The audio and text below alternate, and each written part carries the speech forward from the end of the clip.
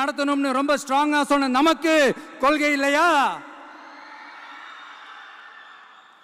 CAA அறிவிச்சதுக்கு அப்புறம் அப்ப நம்ம கட்சி ஆரம்பிக்கிறதுக்கு முன்னாடியே எதிர்த்த நமக்கு கொள்கை இல்லையா? வகுப்பு சட்டத்தை எதிர்த்து உச்ச நீதிமன்றத்துக்கு முதல்ல போன நமக்கு கொள்கை இல்லையா? நீட்ட வந்தா ஒழிச்சிருவேன், நீட்ட வந்தா அழிச்சிருவேன், ஆட்சிக்கு வந்தவனே ரத்து செய்யறது நீட்ட தான், அப்படி இப்படின்னு கதையெல்லாம் விடாம கல்விய மாநில பட்டியலில் சேர்க்கணும்னு சொன்னதோட மட்டும் இல்லாம அதுக்கு ஒரு இடைக்கால தீர்வை சொன்ன நமக்கு கொள்கை இல்லையா? சமத்துவம் சம வாய்ப்புன்னு ரொம்ப ஸ்ட்ராங்கா சொன்ன நமக்கு கொள்கை இல்லையா? இப்படி கொள்கையை வெறும் பேச்சில மட்டுமே பேசிக்கிட்டு எல்லா கொள்கையும் அண்டர் கிரவுண்ட்ல அடக்கி வச்சுக்கிட்டு என்னமோ இவங்களுக்கு மட்டும்தான் எல்லா கொள்கையும் குத்தகைக்கு எடுத்த மாதிரி. இவங்க கொள்கையே கொள்ளை தானே. எப்படி? இவங்க கொள்கையே கொள்ளை தானே. இதெல்லாம் மக்களுக்கு யாருக்கும் தெரியாதுன்னு நினைச்சிட்டு இருக்கீங்களா?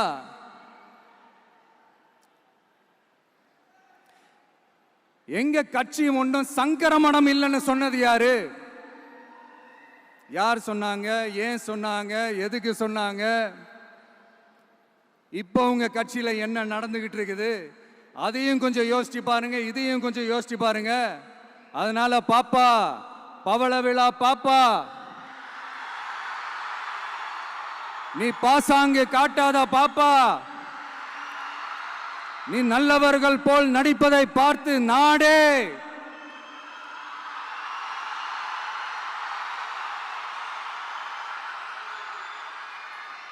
பாப்பான்னு சொன்னோம்.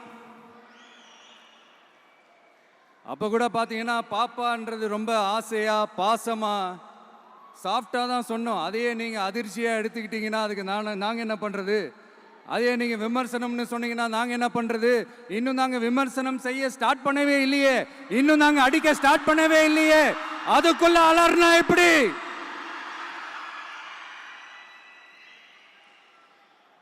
அதனால உங்க அரசவை புலவர்கள் யாராவது இருந்தாங்கன்னா கர்ச்சீஃப் எடுத்து அவங்க கண்ணீரை துடைத்து விடுங்கள். சரி, அது அவங்க பிரச்சனை, அவங்க பார்த்துக்கிட்டோம்.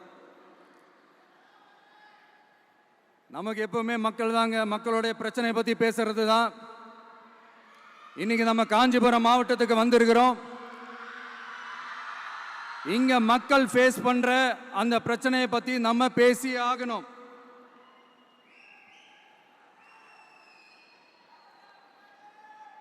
இந்த காஞ்சி மண்ணை வாழ வைக்கிற ஜீவ நதி பாலாறு, உயிர் நதி பாலாறு. இந்த மக்களோட உயிரோடவும் ரத்தத்தோடும் கலந்து ஓடுவது பாலாறு. அந்த பாலாறை இன்னைக்கு பெரியார் பெயரையும் அண்ணா பெயரையும் சும்மா பேருக்கு வச்சுக்கிட்டு ஆட்சி நடத்துறவங்க என்ன பண்றாங்க தெரியும்ல? சுரண்டிட்டாங்க, கொள்ளையடிச்சிட்டாங்க, நாசம் பண்ணிட்டாங்க, மோசம் பண்ணிட்டாங்கன்னு இன்னும் என்ன வேணாலும் சொல்லலாம். ஆக மொத்தம் அழிச்சிட்டாங்க. இதை நான் ஏதோ போற போக்கில் ஏதோ அடிச்சு விடலங்க, ஆதாரத்தோட தான் சொல்றேன். அனுமதிக்கப்பட்ட அந்த லெவலை தாண்டி 22,70,000 யூனிட் மணலை கொள்ளையடிச்சிருக்கிறாங்க. ஆக மொத்தம் இதுல அவங்க அடிச்ச கொள்ளை எவ்வளவு தெரியுமா? ரொம்பலாம் இல்ல, கம்மி தான். 4,730 கோடி. கம்மி தான் இல்ல?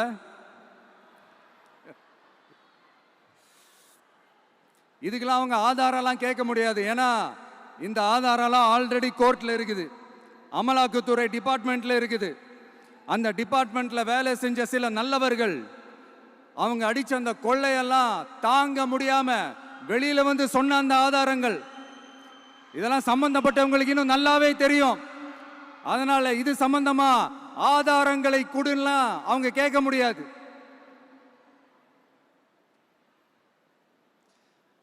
மணலை கொள்ளையடிச்சா நீர்நிலைகள் அழியும், ஏரி குளம் கண்மா எல்லாம் அழியும்.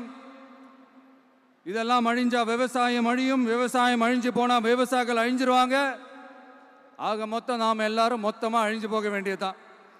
இப்படி மேலிருந்து கீழே வரைக்கும் ஒரு கட்சியை சிண்டிகேட் போட்டு கொள்ளையடிக்கிறத கேள்விப்பட்டிருக்கிறீங்களா மக்களே?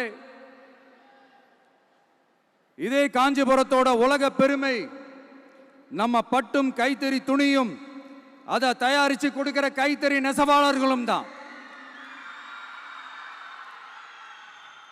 காஞ்சிபுரம் பட்டுன்னு சொன்னா உலகத்துக்கே தெரியும். ஆனா அதை தயாரிச்சு கொடுக்கிற நெசவாளர்கள் நிலை என்ன தெரியுமா? வறுமை, துன்பம், கந்துவட்டி கொடுமை. பட்டு கைத்தறிக்கு கூட்டுறவு சங்கங்கள் இருக்கு, பருத்தி கைத்தறிக்கும் கூட்டுறவு சங்கங்கள் இருக்கு. சுமார் 40,000 பேர் அதில் உறுப்பினர்களா இருக்கிறாங்க. அது போக சாய தொழில், தறிப்பட்டறை தொழில் இதை நம்பி 40,000 குடும்பங்கள் இருக்கு. ஆனா அவங்களோட ஒரு நாள் கூலி எவ்வளவு தெரியுமா? வெறும் 500 ரூபா தான். அதை கொஞ்சம் அதிகப்படுத்தி கொடுங்கன்னு போராடி போராடி பார்த்து ஒன்றும் நடக்கல. இதோட அவங்க கஷ்டம் முடிஞ்சுதா? வடகிழக்கு பருவமழை அந்த 500 ரூபா கூலிக்கு வேட்டு வச்சிடுச்சு. எப்படி விவசாயிகள் டெல்டா மாவட்டங்களில் மழையால் பாதிக்கப்பட்டாங்களோ, அவங்கள கண்டுக்காம எப்படி இந்த அரசாங்கம் கைவிட்டுடுச்சோ, அதே மாதிரி தான் நம்ம கைத்தறி நெசவாளர்களும் மழையால் பாதிக்கப்பட்டிருக்கிறாங்க.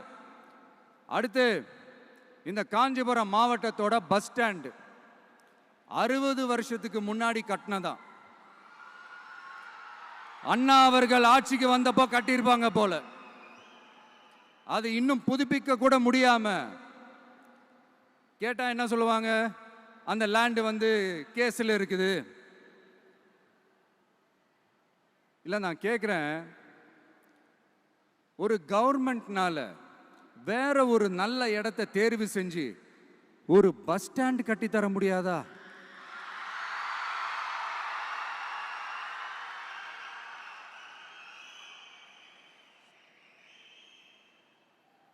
பிரச்சனை என்ன தெரியுமாங்க? அவங்களுக்கு மக்களை பத்தி யோசிக்கிறதுக்கே நேரம் இல்லை. அதுதான் பிரச்சனை. அடுத்து வாலாஜாபாத் பக்கத்துல அவலூர் ஏரி இருக்கு.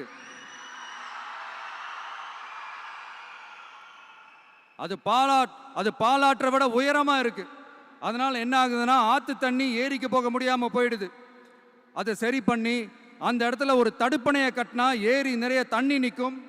அப்படி நின்னா அவலூர் மட்டும் இல்ல, ஆசூர் உட்பட இன்னும் எத்தனை கிராமங்கள், எத்தனை ஆயிரம் ஏக்கர் விவசாயம் நல்லா நடக்கும். இதுக்கு இன்னும் எத்தனை வருஷம் மக்கள் கோரிக்கை கொடுக்கணும், மக்கள் போராடணும். இந்த பிரச்சனையெல்லாம் இருக்கிற அதே காஞ்சிபுரம் மாவட்டத்தில் தான் பரந்தூர் ஏர்போர்ட் கட்டுற பிரச்சனையும் இருக்குது. அந்த பிரச்சனையில கண்டிப்பா நாங்க விவசாயிகள் பக்கம் தான் நிற்போம். அதுல எந்த மாற்று கருத்துமே கிடையாது.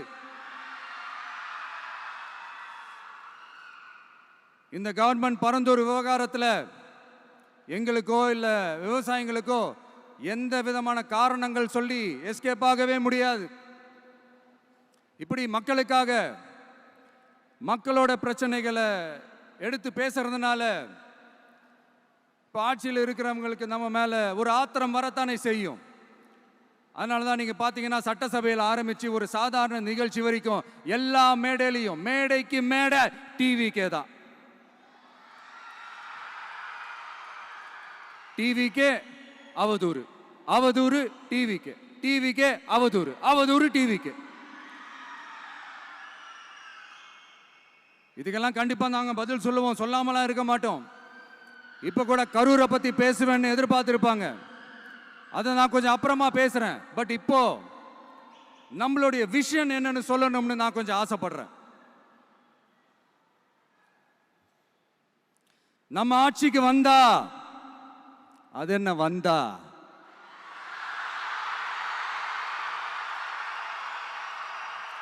வருவோம். மக்கள் கண்டிப்பா நம்மளை வர வைப்பாங்க. மக்களுக்கான ஆட்சியை மக்களே விரும்பி வர வைக்கத்தானே செய்வாங்க. அப்படி மக்களால் அமைக்கப்பட போற நம்ம ஆட்சியில நம்ம என்ன செய்ய போறோம்ன்றது அதுக்கான அந்த தேர்தல் அறிக்கையில் அது ஒரு அதுக்கான விளக்கத்தை டெஃபினட்டாக கொடுப்போம். பட் அதுக்கு முன்னாடி ஒரு சின்னதாக லைட்டாக நான் கொஞ்சம் அதை சொல்லணும்னு ஆசைப்படுறேன். எல்லாருக்கும் நிரந்தரமான வீடு இருக்கணும்.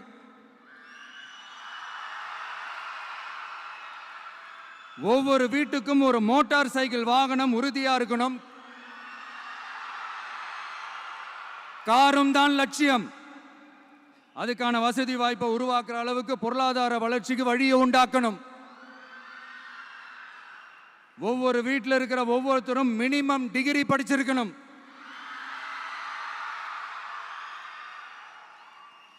ஒவ்வொரு வீட்லையும் குறைந்தபட்சம் ஒருத்தருக்கு நிரந்தர வருமானம் கிடைக்கணும். அதுக்கான வேலை வாய்ப்பை உருவாக்கணும். அதுக்கு தகுந்த மாதிரி கல்வியில பாடத்திட்டத்தில் சீர்திருத்தம் செய்யணும். கவர்மெண்ட் ஹாஸ்பிட்டல்ஸுக்கு மக்கள் எல்லாரும் பயம் இல்லாம நம்பி போற மாதிரி மாத்தணும். பருவமழை காலத்தில் ஏற்படுற வெள்ளத்தால ஊரும் சரி மக்களும் சரி விவசாயமும் சரி பாதிக்கப்படாம இருக்கணும். அதுக்கு 4000 கோடி திட்டம்னு ஒரு உருட்டுனாங்களே, அந்த மாதிரிலாம் எதுவும் இல்லாம உண்மையான ஒரு பாதுகாப்பு திட்டத்தை உருவாக்கணும். மீனவர்களோட, தொழிலாளர்களோட, நெசவாளர்களோட, அரசு ஊழியர்கள் மற்றும் ஆசிரியர்களோட கருத்து கேட்டு அவங்களுக்கான பாதுகாப்பு மற்றும் வளர்ச்சி திட்டங்களை உருவாக்கணும். உருவாக்குறது மட்டும் இல்லை, அதை செயல்படுத்தணும். முக்கியமாக இண்டஸ்ட்ரியல் டெவலப்மெண்ட்ஸில் கான்சென்ட்ரேட் பண்ணணும். எல்லாத்தையும் விட ரொம்ப ரொம்ப முக்கியம், சட்டம் ஒழுங்க ரொம்ப ஸ்ட்ரிக்டாக வச்சிருக்கணும். நம்மளுடைய அம்மா, அக்கா, தங்கச்சிகள், அவங்களுடைய பிள்ளைகள், குழந்தைகள் எல்லாருக்கும் பாதுகாப்பை, அதுவும் உண்மையான ஸ்ட்ராங்கான பவர்ஃபுல்லான பாதுகாப்பை உண்டாக்கணும். அண்ணா யூனிவர்சிட்டியில நடந்த அந்த பெண்ணுக்கு நடந்த அந்த பிரச்சனை மாதிரியோ, இல்ல கோவையில் நடந்த அந்த கல்லூரி பெண்ணுக்கு நடந்த பிரச்சனை மாதிரியோ அதெல்லாம் நடக்க விடவே கூடாது. நம்ம வீட்டு பெண்கள் ஸ்ட்ராங்கா, பயமே இல்லாம தைரியமா இருக்கணும்.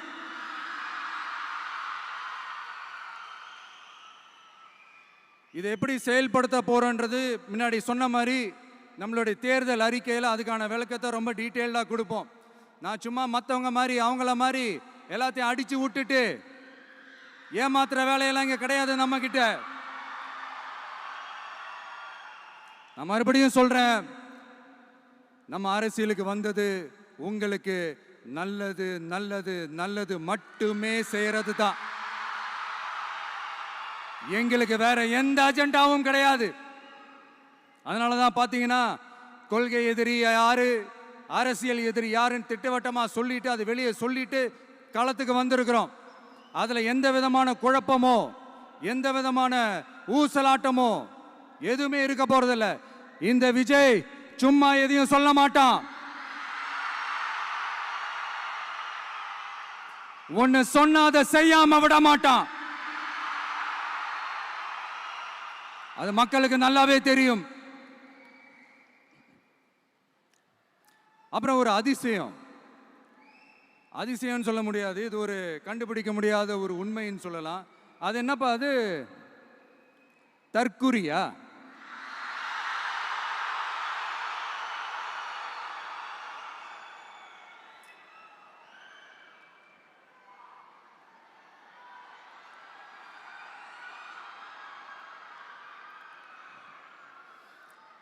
நம்ம டிவிகேக்கு சப்போர்ட் பண்ற கோடிக்கணக்கான லட்சக்கணக்கான மக்கள், நம்மளுடைய நண்பிகள், நம்மளுடைய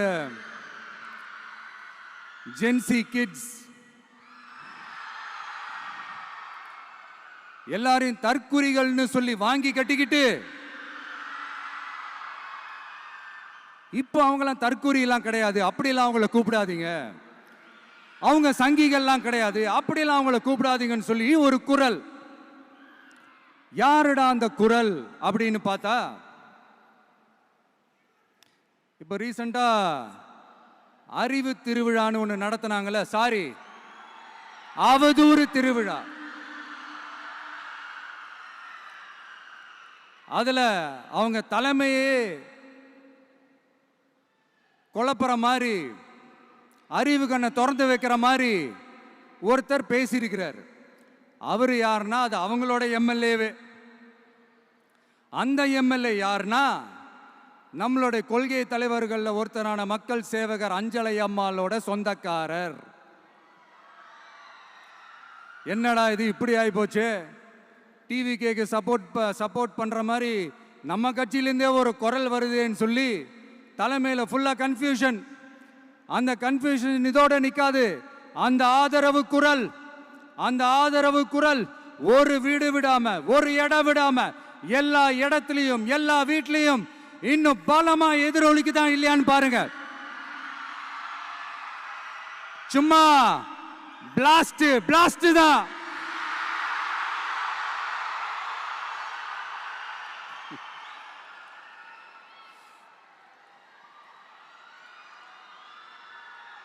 இது இன்னைக்கு நேத்தெல்லாம் நடக்கலைங்க. 1972 நடந்து முடிஞ்சிருச்சு. எப்போ எம்ஜிஆர் அவர்கள் கட்சி ஆரம்பிச்சாங்களோ அப்பவே அது ஒரு கூத்தாடி கட்சி. எப்போ எம்ஜிஆர் அவர்களுக்கு பின்னாடி அத்தனை மக்கள் திரண்டு நின்னாங்களோ அப்பவே அது ஒரு கூத்தாடி கும்பல். நடிகர் கட்சின்னு சொன்ன ஒருத்தர் அதுக்கப்புறம் எம்ஜிஆர் கூடயே போய் சேர்ந்துட்டாரு. இன்னொருத்தர் இவரெல்லாம் ஒரு ரவுண்டு தாங்க வருவாரு, 2வது ரவுண்ட்லாம் காணாம போயிடுவார்னு சொல்ல இன்னொருத்தர் அதுக்கப்புறம் போய் எம்ஜிஆர் கிட்டே போய் சேர்ந்துட்டார்.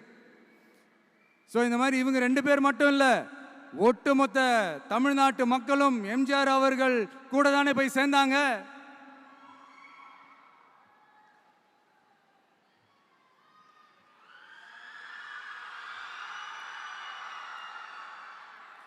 அதனால இது வரலாறு.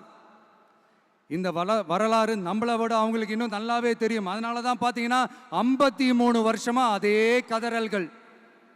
கூத்தாடி கூட்டம், நடிகர் கட்சி, நடிகர் கூட்டம், இப்படி.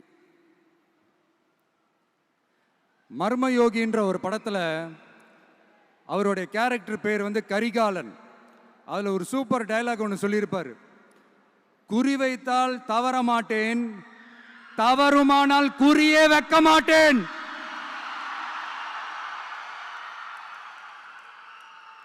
இதெல்லாம் யாருக்கு சொல்றோம், எதுக்கு சொல்றோம்னு புரிய வேண்டியவங்களுக்கு புரிஞ்சா நல்லா இருக்கும். ஏண்டா இந்த விஜய தொட்டோம்,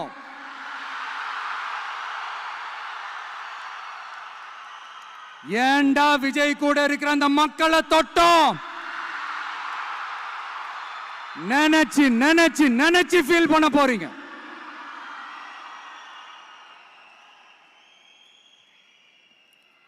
அப்புறம் நமக்கு இந்த அரசியல் புரிதல்லாம் இல்லை, அது இல்லை, இது இல்லை. அப்புறம் நான் கேட்குறேன், மக்கள் எல்லாரும் உங்களுக்கு தற்குறிகளா?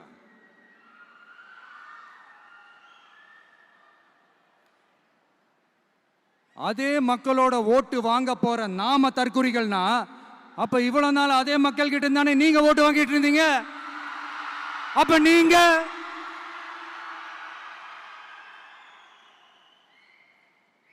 அந்த மக்களுக்கு நீங்க காட்டுற மரியாதையும் நன்றியும் இதுதானா? ஒண்ணு மட்டும் சொல்றேன், எழுதி வச்சுக்கோங்க. இந்த தற்குறின்னு சொல்றீங்கல்ல, இந்த தற்குறிகள்லாம் ஒன்னா சேர்ந்துதான் வாழ்நாள் பூரா விடையை கண்டுபிடிக்காத முடியாத அளவுக்கு உங்க அரசியலே ஒரு கேள்விக்குறியாக்க போறாங்க.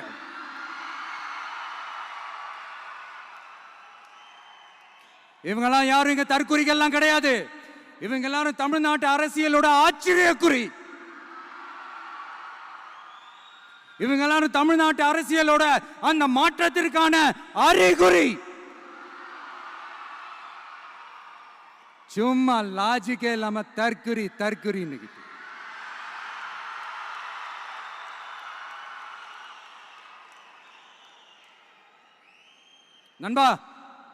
நண்பி,